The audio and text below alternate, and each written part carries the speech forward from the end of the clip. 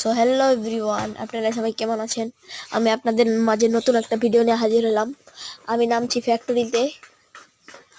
আজকে ফ্যাক্টরিতে এনিমি কিল করে আপনাদের দেখাবো। তো আমরা ফ্যাক্টরি নামলাম।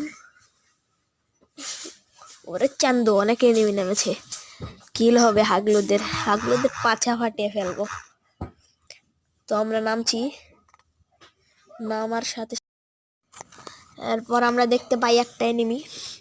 তার উপরে আমি রাশ দিয়ে দিই পুরোপুরি। ও ভাই, গ্লোয়ালটা পড়ে যায়। এবার এনিমিটাকে মারা হবে। ও ভাই, ভুইয়া পাশের। ও ভাই, এনিমিটা অনেক প্রো ছিল। কে রে, এনিমিটা কই গেল? ও ভাই, এনিমিটা পালাইছে।